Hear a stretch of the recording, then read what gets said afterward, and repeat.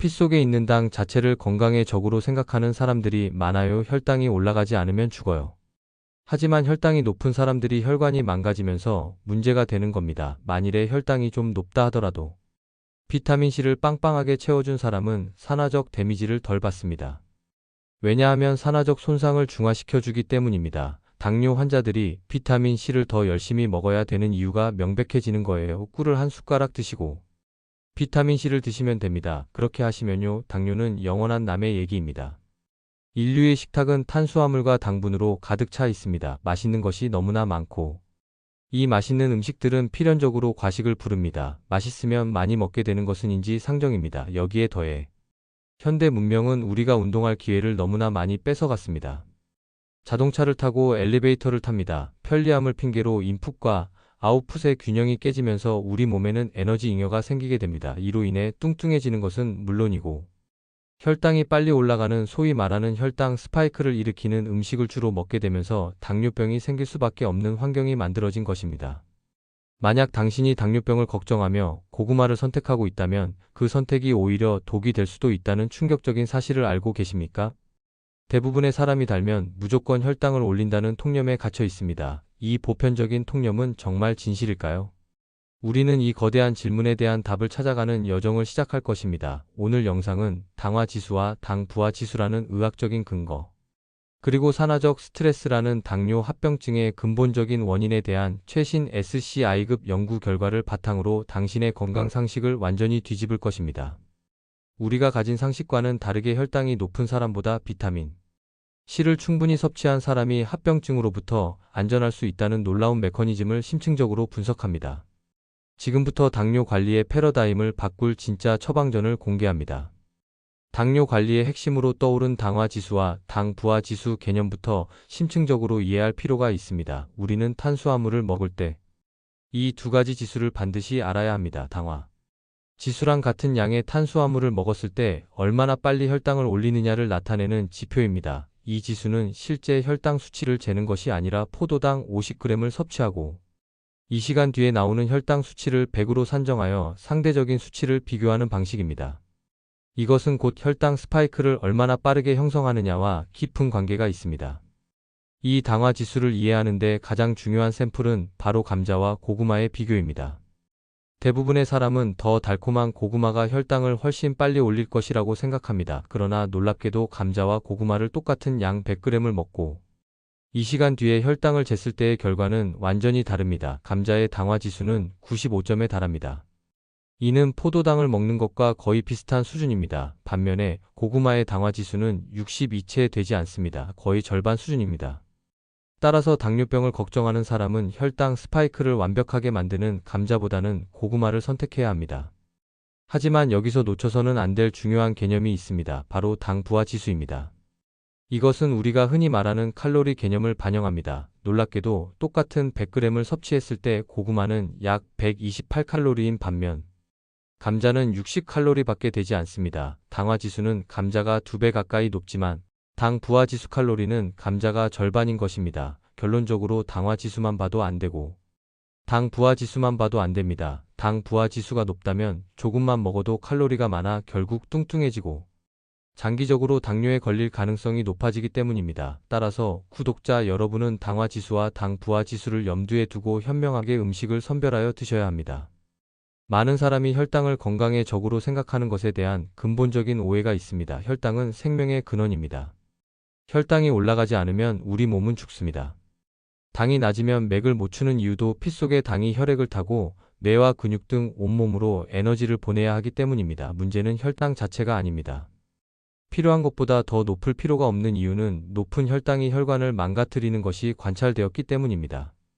이것이 바로 당뇨병이 만성병인 이유입니다. 고혈당 때문에 사람이 즉시 잘못되는 것이 아니라 높은 혈당이 장기간 유지되면서 발생하는 혈관의 손상이 진짜 문제인 것입니다. 또한 당뇨 환자들이 하는 또 다른 오해가 있습니다. 단맛이 곧 혈당을 올리는 것은 아니라는 사실을 알아야 합니다. 혈당을 재는 기준은 포도당입니다. 이 포도당은 단당류이며 소화 과정을 거쳐 에너지원으로 쓰이는 최종 형태입니다. 단당류에는 포도당 외에 과당과 갈락토스가 있습니다. 우리는 포도당과 과당의 성격을 명확히 이해해야 합니다. 과당은 포도당보다 훨씬 달지만 놀랍게도 과당은 포도당의 당화 지수를 억제합니다. 포도당의 당화 지수가 100이라면 과당은 고작 19에 불과합니다. 이것이 바로 과당이 많은 식품은 당화 지수가 낮다는 핵심 근거입니다. 과일을 먹을 때도 단맛의 강도가 아니라 어떤 종류의 당이 존재하는지가 중요합니다. 과일 속 당은 포도당 위주로 된 과일이냐, 과당 위주로 된 과일이냐로 나뉩니다. 대표적인 예로 수박은 포도당이 90% 이상입니다. 따라서 수박은 혈당 스파이크를 급격히 일으키므로 당뇨를 걱정하는 분들은 피해야 합니다. 반면 포도는 수박보다 훨씬 달지만 과당이 90% 이상입니다. 포도의 당화 지수는 50밖에 되지 않습니다. 따라서 수박보다 포도를 마음 놓고 즐길 수 있는 상대적인 개념이 성립됩니다. 당뇨 환자들은 당이 조금이라도 올라가면 안 되는 것처럼 생각하지만 저혈당으로 사망할 수도 있습니다. 당뇨 환자들도 당을 먹어야 살며 중요한 것은 혈당이 200 이하에서 오르락 내리락 하도록 관리하는 것입니다. 단맛은 강하지만 과당 위주로 된 포도나 단감 같은 과일은 혈당 스파이크를 이루지 않고 천천히 올라가기 때문에 당뇨 관리에 훨씬 도움이 됩니다. 사과나 오렌지, 딸기 등은 포도당과 과당이 반반씩 섞여 있으며 당화 지수가 가장 낮은 과일은 바나나입니다. 다만 아무리 당화 지수가 낮아도 당 부하 지수 칼로리를 생각해서 과식은 금물입니다.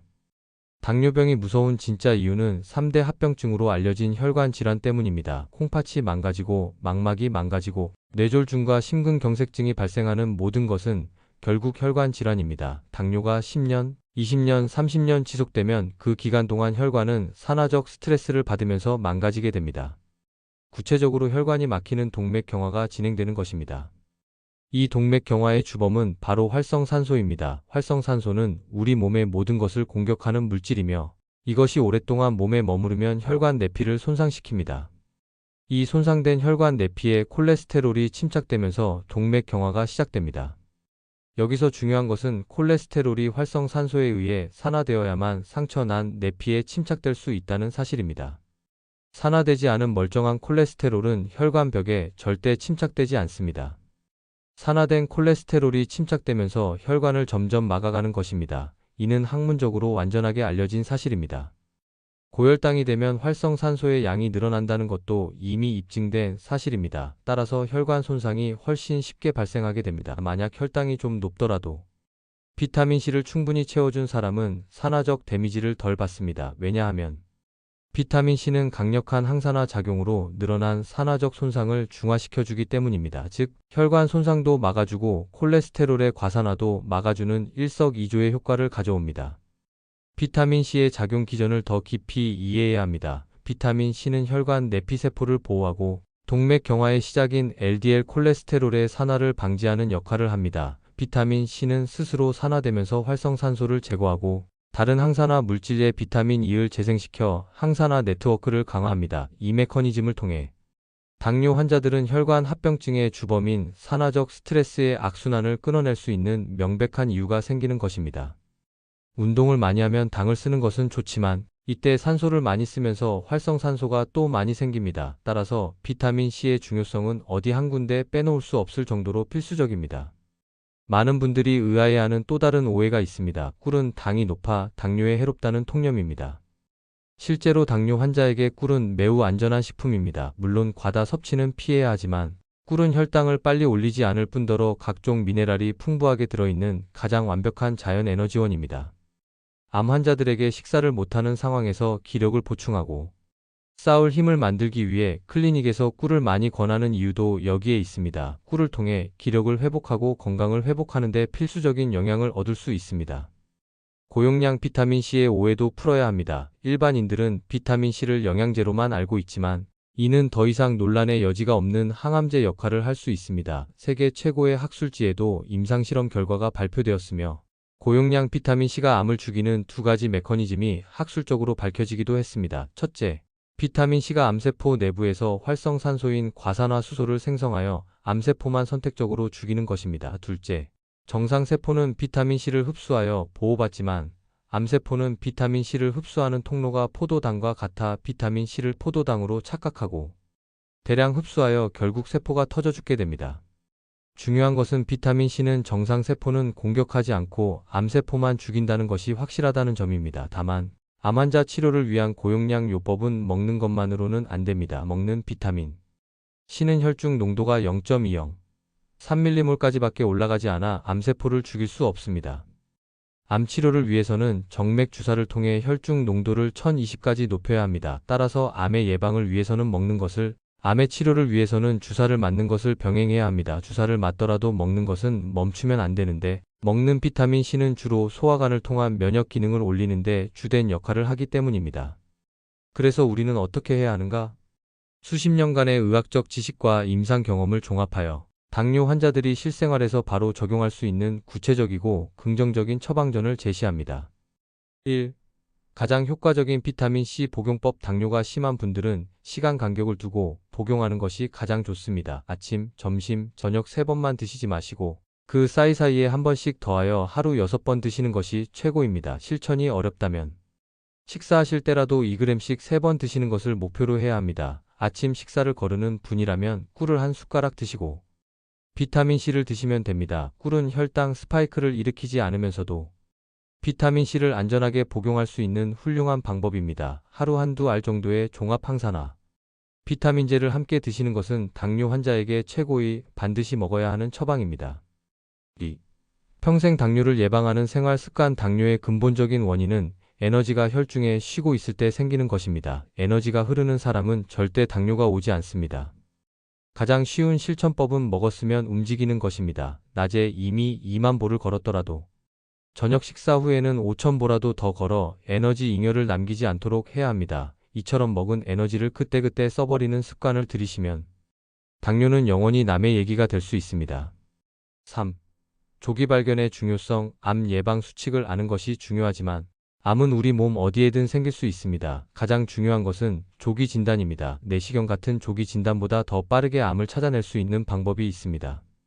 바로 암 표지자를 통한 검사입니다. 전문가들은 12가지 정도의 종양 표지자 검사를 통해 정상적으로 암이 아닌 사람이라도 문제가 될 수 있는 미세한 징후를 찾아낼 수 있습니다. 이 검사를 1차적인 건강검진으로 활용하고 여기서 나온 문제를 가지고 정밀 검진을 위해 병원에 가는 방법을 추천합니다. 조기 발견만 하면 암은 절대 무서운 병이 아닙니다. 암 예방에 힘쓰는 것보다 빨리 발견하는 방법을 찾는 것이 가장 현명한 충고입니다. 우리가 오늘 심층적으로 탐구한 내용을 3가지 핵심 명제로 요약해드립니다. 혈당 자체는 생명의 근원이며 진짜 적은 고혈당으로 인해 발생하는 산화적 스트레스입니다. 혈당 수치에만 집착할 것이 아니라 혈관을 망가뜨리는 활성산소를 막는 것에 집중해야 합니다. 당뇨 환자는 달콤함의 유혹에서 벗어날 수 있습니다. 당화 지수가 낮은 과당 위주의 과일을 현명하게 선택하고 꿀을 안전한 에너지원으로 활용하십시오. 수박 대신 포도나 단감을 선택하고 꿀을 통해 기력을 유지하는 것이 관리의 핵심입니다. 비타민C는 단순한 영양제가 아니라 당뇨 합병증을 막는 필수 방패이며 항암 효과까지 지닌 가장 강력한 약입니다. 식사 시마다 2g씩 하루 최소 3번 이상 꾸준히 섭취하여 혈관의 산화적 손상을 중화시키고 건강 주권을 되찾으십시오. 당뇨 관리의 핵심은 스스로 정보를 검증하고 행동하는 건강 주권을 되찾는 것입니다. 오늘 제시된 과학적인 근거와 구체적인 처방전을 통해 만성병의 굴레에서 벗어나 더 활기차고 건강한 삶을 누리시기를 진심으로 바랍니다.